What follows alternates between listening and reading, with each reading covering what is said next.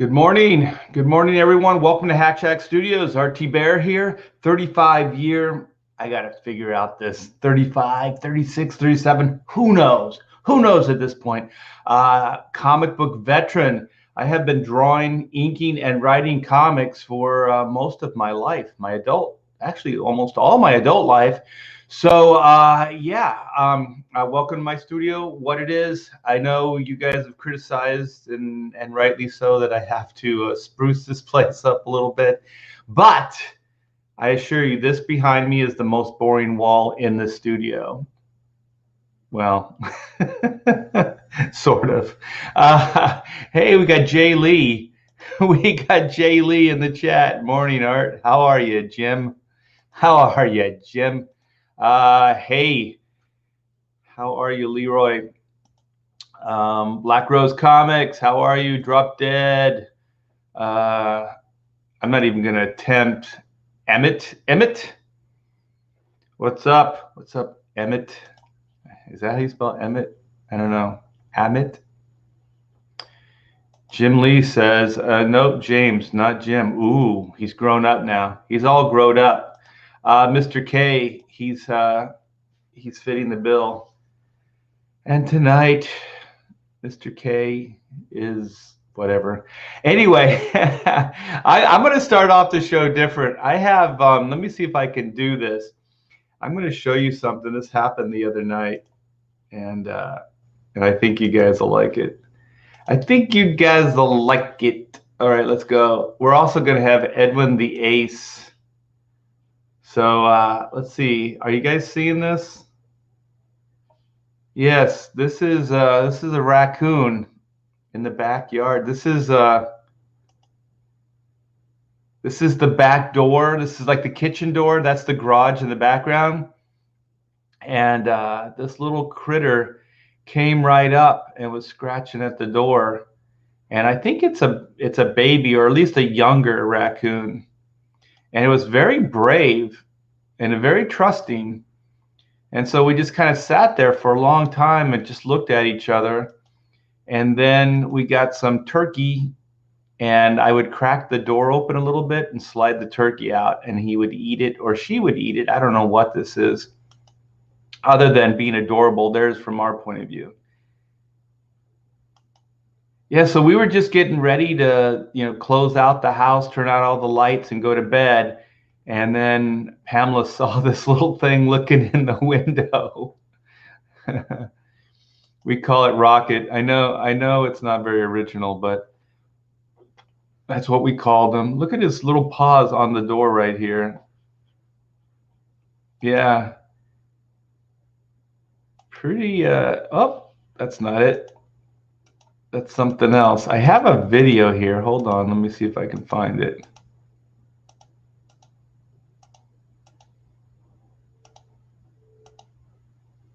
Where is this video? Oh, there it is. I don't know if you can full screen it. Enter full screen.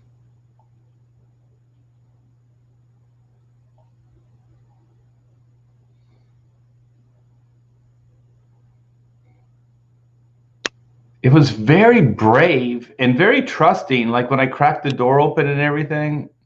And also it kept looking up at the handle, like the door handle, like it knew how to work the door handle. And that actually kind of scared us. Like if it was a little taller, it could actually just pull down the lever and get in the house. They're very smart. I mean, it looks intelligent too. And we were thinking it was going to be back the next night. We didn't see it at the door, but they dig for grubs and stuff in the yard. So I saw little raccoon claw marks in the backyard, like it was looking for grubs. So I know it came back, but we didn't see it. I was afraid it was going to come back with his friends, like we were going to have to feed all of them. So that happened the other night. Let me see if I stop sharing. Oh, wait. What happened?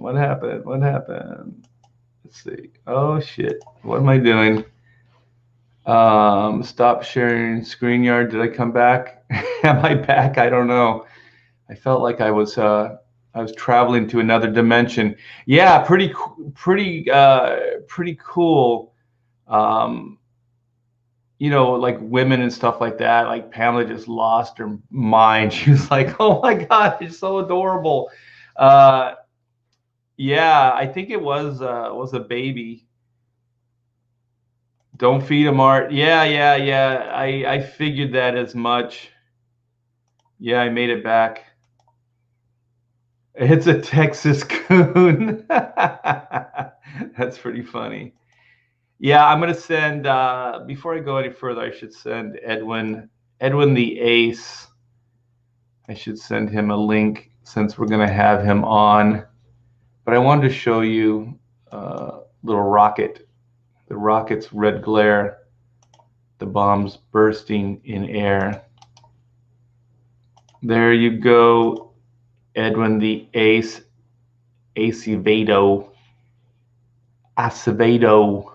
So he's got the link now, so he should be popping in soon, and we're going to talk about his new book, The Ace. So that'll be a lot of fun. Don't feed him. Yeah, that's actually good advice. Also, Pamela's like, well, we could just leave food out for him. And I'm like, there are all kinds of things that live here. I mean, you're not going to just get a raccoon in the yard. You're going to get rats and all kinds of crap you don't want. So my name for him, just call him. You naming him Rocket? Well, we didn't just want to keep saying the raccoon. So when you give them names, then you gotta treat them differently. Crafty, sneaky, aggressive. Oh, they're aggressive, really? Yeah, don't let them into your house. If a mischievous mouse, call him Mickey. Yeah, copyright infringement. I'm not very original with naming things. Art and his raccoon gang. Yeah, exactly. Yeah, we'll see. We'll see. I'm sure he'll be back. How about Bitey? I hope not. I think those things can carry rabies. All right. Without further ado, we have Edwin. What's up? What's going on, Art? Just live streaming with you, and we're going to show these fantastic people a new comic book that they can purchase and enjoy. Awesome. I think that book's called The Ace, if I'm not mistaken. It is. It's called The Ace Volume 1, live on Indiegogo. Yes. So how long have you been having, when did you put the book up? I launched it last Sunday, so it's been like 8 days now. Oh, okay. Yeah. So are you usually when you launch a new Indiegogo, you're just nervous and crazy, and are you pretty calm? Are you pretty, well, like, what's your frame of mind right now? I'm definitely calmer now in the second week. The first week is kind of stressful because I also was working my regular job, which I was hoping to have the week off to just promote that first week, but had to work and then do the campaign and then the streams. And so this week I'm actually off, so I can stream at any time on any day. So it feels a little more comfortable. So what's your day job? I work in retail. Oh, okay. Yeah.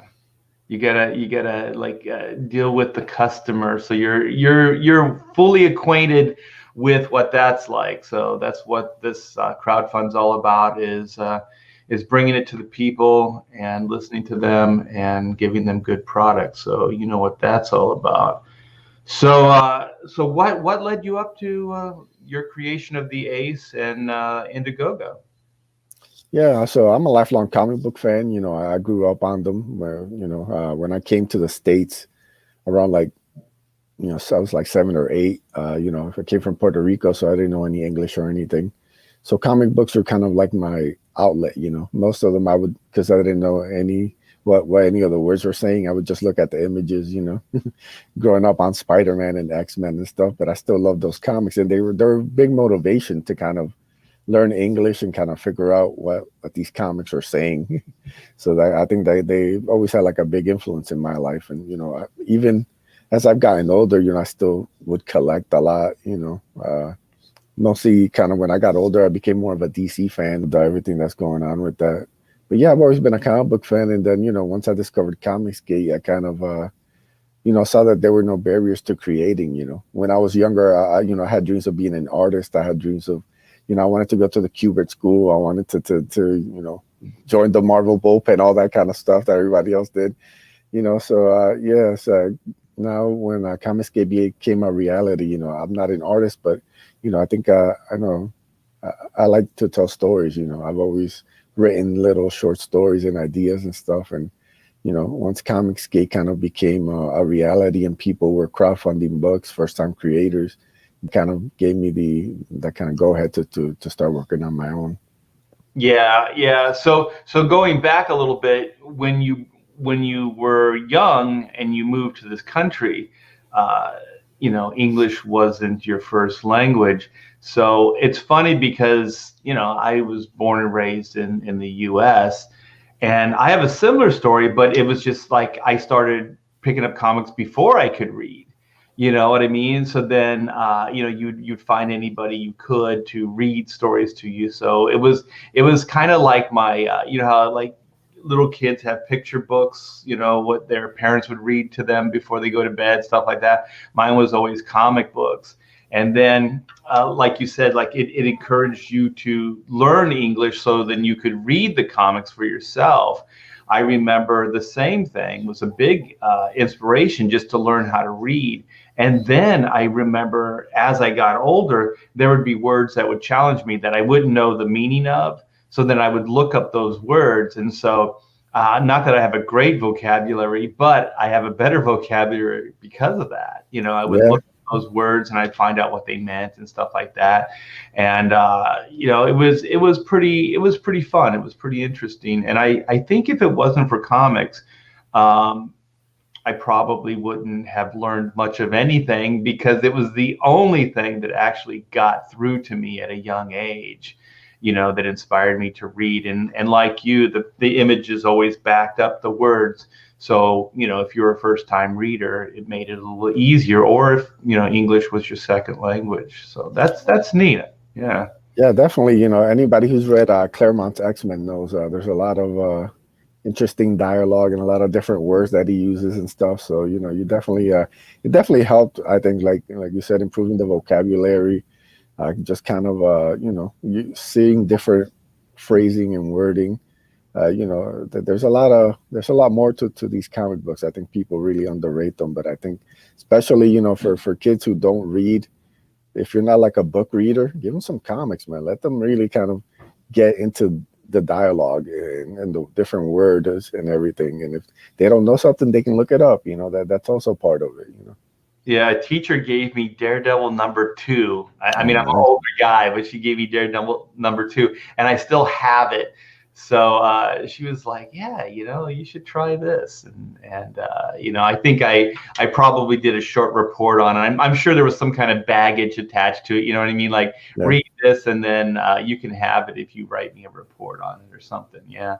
So yeah, I still have that book. So yeah, comics were everything for me. They were freedom, they were education, they were entertainment. I mean, even when I was really young, you'd actually pretend to be the heroes with your friends and stuff like that, and go battle evil. And so yeah, I think they were great. Like I could not imagine my life. Actually, I never even thought about it until talking to you, Edwin. I can't even imagine what my life would be like without them. You know. Yeah, it's like especially when I came over here, all my family's over in Puerto Rico. We have like a huge extended family over there. So when I came over here, it's just me, my family, and then a couple cousins that I knew. So there weren't a lot of friends early on. So comics are really kind of like that thing that you could always hold on to. If you weren't sitting with anybody at the lunch table, you could always bust out a comic and just eat your little lunch and check out what's going on with Spider-Man. And so Exactly. yeah, Yeah. Yeah. Well, that's great, man. I love this whole thing. I mean, comics really is it is my entire existence. So what led up to creating your own comic other than, you were hanging out in, the Comicsgate chats and groups and seeing what everybody was doing? What that couldn't have been the sole motivation. So what was the motivation? Yeah, no, people, as I got kind of into the community and people were seeing different people kind of put out their first books, some people had asked me, if I had any thoughts of it, but, I honestly hadn't. I was just wanted to show support, like I'm somebody who's big on backing first time creators. I'm somebody who's big on backing campaigns and stuff. But eventually, I had this avatar created by Sweens from Oddity. He created the Ace avatar that everybody kind of sees me use on Facebook and Twitter and YouTube and everything. And so it was a great design by him. And I've had different artists that were commissioned to do different takes on it. And I just thought, there was something kind of more to it, that like there was potential in this design. And that's kind of started the initial ideas. Like I said, I've always been somebody who even when I had no outlet for it, I had different stories, ideas in my head that I was always write down in a little notebook and stuff. And that's kind of when I started. I grew up in the early 90s comics. Spider-Man, X-Men, those were great. But I think some of the kind of C-list and D-list heroes were some of the ones that were some of my favorites. Like I'm a big Darkhawk fan. Death's Head, Sleepwalker, all those kind of weird books. We haven't seen those stories really being told in decades, really, now at this point. And I kind of wanted to kind of bring that back. So that's kind of what started the journey to complete the Ace. I wanted to tell the story of a young man who's kind of trying to find his way in life. And, along the way, he finds this crazy alien armor, and then his whole life changes.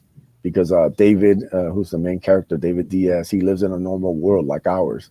His world doesn't have superpowers or superheroes or aliens or anything until one day, something changes and he discovers this armor. And then, 6 months later, Akula, who's the main villain, the giant bounty hunter shark, shows up at his front door wanting the armor. And that's kind of how the story of the Ace Volume 1 begins. So in that amount of time before the villain shows up, he had been like practicing with the armor, figuring out how it works, all that type of stuff. Yeah, he's been kind of keeping a low profile because he doesn't know. He thinks it's like it might be like a government thing, something that he kind of finds it by accident. So he's not really sure. So he keeps a low profile. He beats up some low level bad guys. Because he's been brought up the right way and stuff. So he feels like if he has power, he has something that he can use for good. He should. But again, he doesn't really know the extent of it until like I said, once Akula shows up at his door, his whole mindset has to change because now, all right, this is something that he has no history with, no real way of knowing what kind of comes next. Isn't that weird? Like your mind goes the same place mine does, where like if you had that kind of power or ability or money or whatever, it's almost like you have an obligation then to use that to better, your fellow man. And how different comics and mindset is today. Like it's so cynical. Like they feel like you couldn't write a character like that because they're not believable. They're not believable that somebody would actually not use that for self-gain or, some kind of evil, that they would use it for good. And yeah, there probably are people that would use it for evil, but there are people that would use it for good as well. So I just think that it's kind of weird that that these comic books have gotten to the place where almost like good, like a character, having something bestowed upon them, like a power ring or a mutant ability or something like that, would use that power, to better, their fellow man versus something cynical. And it really is a tell. And I do think like comics like what you're doing right now, just the premise that you told me is good because it is aspirational. It is, like why tell a story? I mean, I shouldn't frame it up that way. Like why tell a story about somebody getting the suit and doing evil with it? Because that's also can be interesting. But at the same time, I think it's good to have these type of stories in existence. And if nothing more than if, a kid like yourself or me, picks up that book, The Ace, and then it's like, oh, okay, if I ever have the means, then this is what I should do with it. Not that we're trying to be preachy or heavy-handed with a message, but I think it used to be the mainstay for comics. You know what I mean? Like that's what heroes did. Like I remember when I was doing Superman, and there would be endless conversations like Superman is not contemporary. Superman is nobody today can relate to him, whatever. And the thing is, it's like, well, it's he does the right thing. He's inspiring. He isn't like the average person. That's why he's Superman. He's not just this guy with powers, but Clark Kent actually is the guy that gets the powers and doesn't abuse them. You know what I mean? He's the guy that only wants to do good for people. And that is, it should never be corny. It should never be cynical. It should never be, you know what I mean? Like it should never be thought about like that. It should be thought about like, yeah, this is what we should do. There should be nothing else. There should only be like, this is what we should do. We have, what was it? It was kind of corny when I was growing up. It's like, why did you do it? Because you could. Like these heroes, like, like, why did you save that person? It's like, because I could. I had the means, I had the ability, I had the powers to do it. And I used to think like there has to be something more to it. It can't just be that reason, but it can be that simple. You know what I mean? It's like there's a kid in the middle of the street and he's just about to get hit, and you see the situation, you run over and you grab the kid and you get him out of the way. You know what I mean? What was that about? That was just about the moment you saw a situation and you could help somebody, and you don't know that person. You weren't going to get any reward. You weren't going to get any kind of byproduct of that. It was just the right thing to do. And you were the person that could do it. You were the right person at the right time. And I think that those type of stories are pretty important. So you want to check out your campaign? Yeah, let's go. Take a look. All right. Let's do this. Let's see if I can click the right buttons. They got an extra button here now. Let's share video. It throws me off. All right. So here we go. This is The Ace, Volume 1. A young man looking for purpose discovers the remains of a shooting star, changing his life forever. We were just talking about that stuff. Do you want to start with the video, or do you want to start? Yeah, start with a great trailer by Red Gaze. Red Gaze is getting around these days. I may be giving him a call. Let me turn up the sound.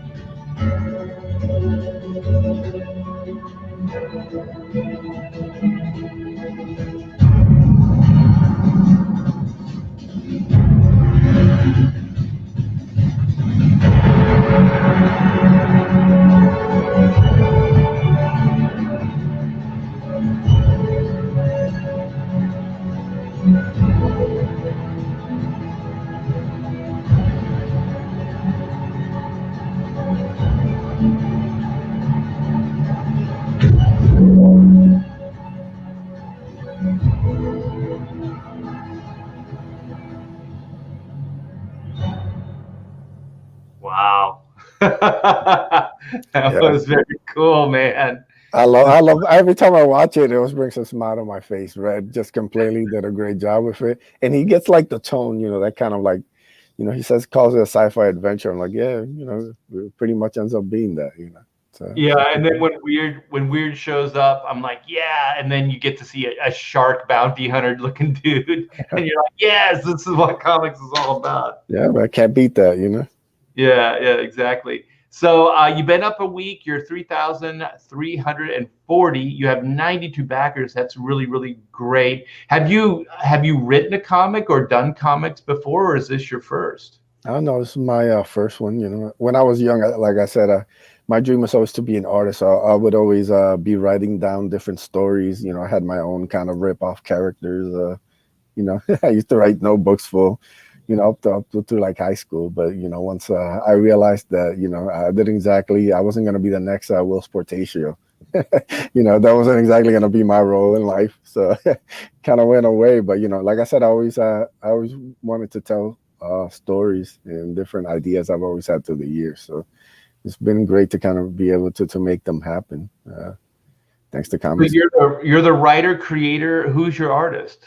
The main artist on the book is By Canales from he's done Ironsides, he's done Abductables, tons of like CG books, and I have Theo Gonzalez doing the colors on it. And this is actually, I think, only the second book Canales has done that actually has him. His pencils are colored, which I think is, you get to see like just how good they are, and I think Ibai is incredibly underrated. And that cover right there, that's by Donald DeLay and also Theo Gonzalez from Brutus. That's great. Yeah, great image. It captures everything in the book, Yeah, I like that the spear is kind of piercing his stomach and that his head's inside the jaws of the shark. That's pretty cool. Donald's amazing. So yeah, he's a good guy too. He's a lot of fun.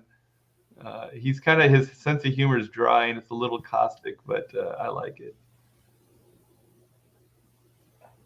All right.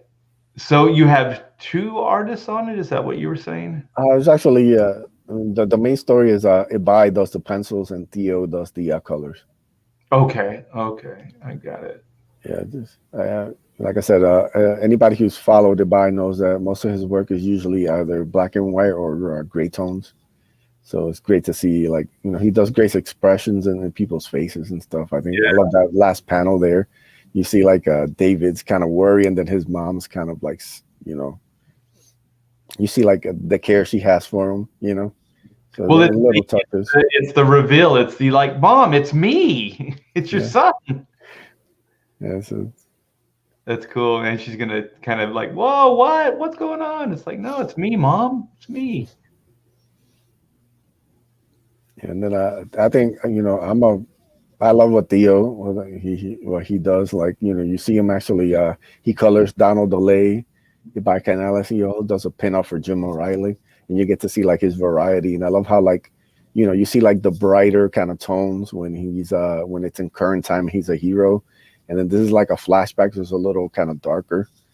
Just little touches like that. As I'm getting the pages back, I'm like, these guys are just doing killer work for me. Yeah, this is nice. There's David. Is that his mom as well there? Yep, that's his mom. Yeah, this is early on where he's kind of keeping secrets from her. And so you see the worry in her eyes, trying to figure out what he's up to. Because like I said, in the end, it is like a story about like a guy in alien armor fighting like a giant bounty hunter shark, but underneath there is like some heart to it. David. He just turned 21 years old. He's trying to figure out what he wants to do with his life. He just got out of college. He's working this regular job. And so, like I said, when I say he's trying to discover his purpose, he's trying to figure out what kind of man he wants to be. He's trying to figure out where his role is in life. And then, he gets this crazy alien armor. So it's also a journey of like self-discovery, that kind of hero's journey that that's kind of classic to comics. Coming of age. So this is him discovering the alien ship coming into the atmosphere? Yeah, that's Akula's ship right there. Like I said, Akula literally shows up at his front door. So it's like one of those things like, this is he comes knock and then he's not there to talk. So So is he there to get the armor, or what? Or do Yeah, you want to he's say? there for the armor, and he'll take it any way he can. You know, he's not there to negotiate. Let's put it that way. And this is the epilogue story. This is by Sweens from Oddity. He does the pencils and the colors for this. It's I think it's some of his best work. You know, I love his stuff in Oddity, but this is completely kind of like different than that. So I've seen this before. yeah, So who did this one? this is How Comics. He does the Angelique origin story. Angelique is the winged the metal wing chick, redhead. So we kind of introduce her in like the little origin story. Oh, so she's going to be in your story too. Oh, that's cool. Yeah. And then she's gonna be the main antagonist, volume 2. So how long have you been working on this, putting this together? It's been almost 2 years now from the initial story to when I launched the Indiegogo. It takes a long time, huh? Yeah, a lot of hard work, a lot of how to make sure the script was right, how to make sure everything was laid out. How to get time for the artist to work on different projects. So yeah, that all Oh, this came together. is a jam. So you have Brandon and Philip's Magic Cop character, Doom Fate, Oddity, Super Harem. What else do you have in here? Yep, Deepwell. Blood Hunt, yeah, Cybershock, Doomfate, yeah. So a bunch of different. This is actual jam piece because you see Sweens from Oddity. He drew Oddity and the Ace. Passion for Drawing drew Valeria at the bottom. Brandon drew Magic Cop. Simon drew Blood Hunt and Cybershock girl down at the bottom. Joe Ball did the giant creature in the back and the guy with the shield in the back. So yeah, this is like all these different artists coming together, and then Michael Beacon did the colors on it, which is great. Sweet, sweet. This looks like a great universe unto itself. Yeah, It almost looks like you guys have a coherent universe. yeah, it's a great little idea, Pat. We all kind of came up with it. Then Passion did the actual like layout for it, and yeah, so this is gonna be limited. We're offering this as a 11x17 poster, but it's gonna be very limited. It's only gonna be available. I think I might cut it off after like 60. So it'll once it'll pop up for a little bit, and everybody's campaign, everybody will have access to it, but it'll be very limited, and then we'll kind of cut it off. Also, like these other IPs are going to have the poster available as well. Yeah, everybody who participates in the Heartland will have access to it. So Oh, cool. they can do what they want. I decided to go with the poster. Others could do like a trading card. They can do a print. It's kind of up to everybody. It's only going to run for a limited time. Pretty cool. So you guys get on that for sure. Stretch goals. Wow, look at that. Yeah, the Angelique trading card by Doodle Bags. We wanted to do something cool if we got funded. So, we're close. So if we can get to the stretch goal, everybody gets the Angelique trading card colored by Passion for Drawing. Yeah, you're close. You're close to that first stretch goal for sure. Look at this. Yeah, 6 a.m. stickers. Yeah. I think I'm one of the last people to get on his list before he went back to work. So I lucked out there. Thank you. That's cool, man. Yeah, I think I have a Doug from Chrono Mechanics drawn by him, and Black and White. Oh my God. Yeah, That is super cool. Yeah. Yeah, I was able to get 4 of them from him. So hopefully, they're reachable, So what are these? These are all like stickers. So this is a sticker set. Oh, well, I guess if they get all of them, then it would be a set, right? So yep. We're doing it two each. So the first 2 would be the Ace and Akula. That's the first stretch goal, and then the next one would be Angelique, and then like the like an alternate version of the costume for the Ace. Sweet.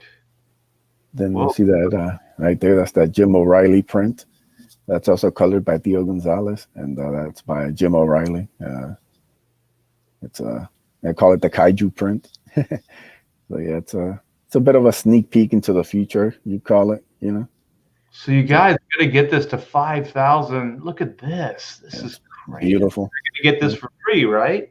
Yep. Once you get to every backer, will get that. So Wow, that's incredible. then the last one is the we got to give the people what they want. So you give them a little sexy print of Angelique there at the bottom. So So is she an elf? Because I see that there's pointed ears.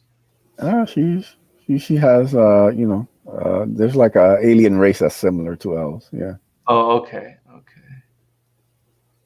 So no elves in the Ace here. So let's talk about some of these tiers here. So your featured is the Ace comic print and poster. So you get the comic and get the Ace print, and then you get the jam piece. Wow, Yep. this is the tier to get for sure.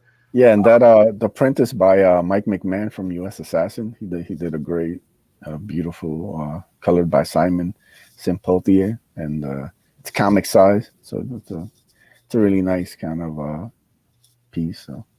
And then you said the jam poster is 11 by 17, right? Yep, 11 by How are 17. you going to send that? Are you going to roll it? Or are you going to fold It's it? folded. Oh, very cool. And there it is. So you can get the poster unto itself. I also had go ahead. add-ons that you can do before checkout. So let's say you click on that and you also want to add like a print to it. You could also do it before checkout. So. Okay. And is this one going to be folded and put in with the book as well? Yeah, if you get that, if you want to add like an extra poster or whatever, like I said, it'll be folded and sent in like a mailer. Okay. And so here is the Ace itself. 25 claimed, very cool. 32 pages, awesome. The Ace Comic Plus print. Wow, that's the killer deal right there. $20. Digital PDF. And then you have the trading card. Yeah, we have these three Passion for Drawing sketch card, colored, really beautiful. Like, the pictures don't really do them justice. But yeah, they're Passion did a great job with those. We sold one of them, so there's 3 left. Cool. Does this come with the book, or is this just for the trading card itself? It's just for the sketch card. These is like a separate tier. Can you get these in add-on, or? No, I'm just offering these. Okay. Oh, here's another one. Yep. One with David without his helmet, and then one with Angelique. Sweet. 2 copies of Ace. So it's a 2 and 2 plus 2 prints. Yeah, you have the multiple people, yeah, offer that to them. My favorite's always original art. Yeah, I just put those up yesterday. Had some pages from Canales. They're A4, I think, like 9 by 13. Okay. Right from his notebook. So yeah, I just got them a couple of days ago. So is the book done? That's a lot of pages right there. Yeah, all the art's done and all the letters are done. They're still putting together a fan art section in the book, so I'm still kind of setting that up, and then got to do the credits page, the thank yous, just kind of little stuff. But all the main heavy lifting is done on the book. Right, so you'll be able to get this out pretty quickly then. A lot of sold out tiers, mostly original artwork here. Yeah, we got a bunch of sketch cards and the Mike McMahon art also. Well, this looks great, Edwin. It really looks fantastic.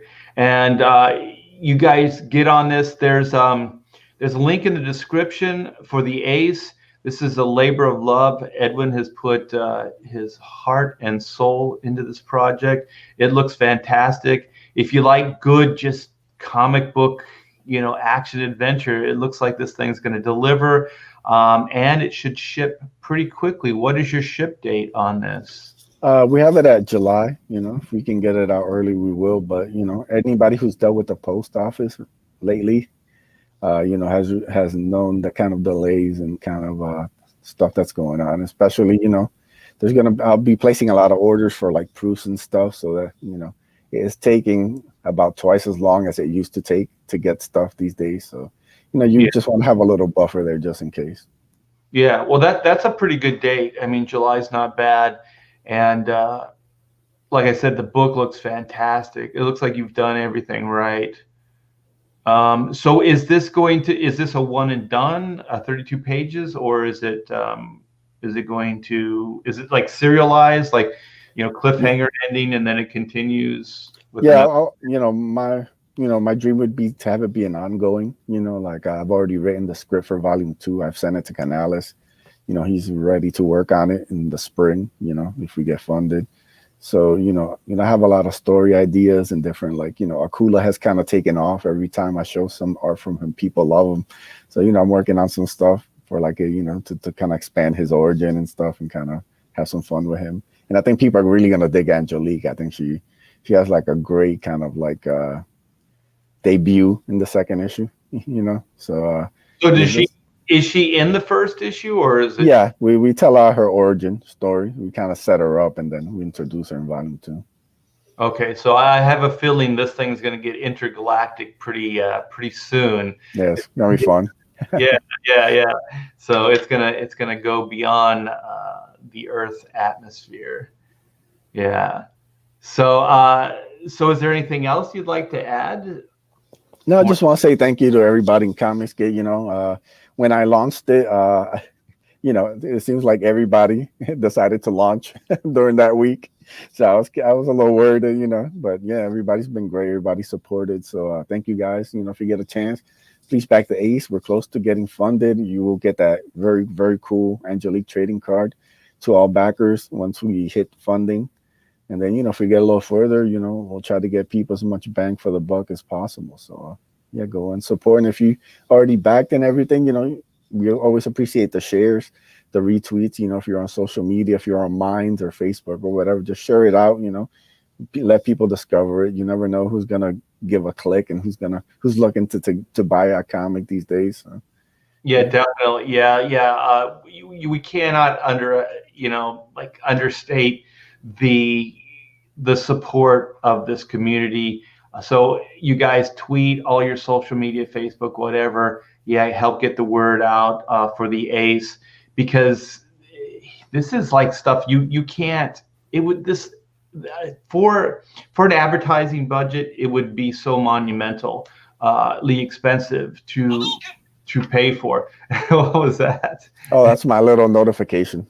Oh, okay. And so like people helping share the Indiegogo page, all that stuff. It really does help, because these things are on a shoestring budget, and the only way we really can get the word out is with your help. So these projects pretty much live or die based on the support that we get from the community. So I know Edwin appreciates it. I've appreciated it with the last 3 or 4 campaigns that I've done.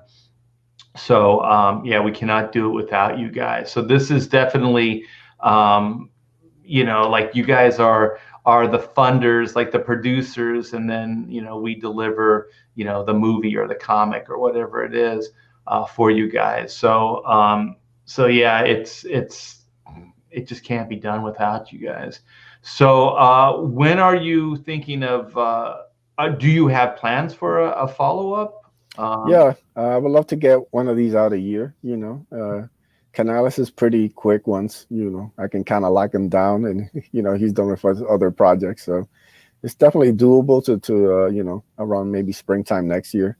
If, Okay. if I'm able to lock everything down, like I said, I want to kind of start. I actually have the cover for volume 2 already done. I've already got like stuff that's kind of moving in the pipeline. I like to kind of get ahead and kind of work, because you get all these ideas and sometimes you need a break from checking the Indiegogo campaign every 5 minutes. So I'd rather just stay focused on doing more work than kind of Yeah, drive myself crazy. yeah, I'm like you. I just want to draw the book. I don't really want to do all that other stuff, but it's a necessary evil, as they say. So yeah, you guys go check out the Ace. It's live right now on Indiegogo. It's doing really well. The link is in the description. And Edwin's a good guy. I mean, he supports everybody. He helps get the word out with other campaigns. So it's time for us to rally around Edwin's new project. So thank you so much for coming on, Edwin. Thanks for sharing your new campaign, the Ace. And yeah, man. Thank you for having on. Let me just say hail to the chat. I'm seeing all the comments there. So thank you guys. You guys are awesome. Yeah, very good, you guys. All right, man. Take care, and we'll talk to you soon. All right.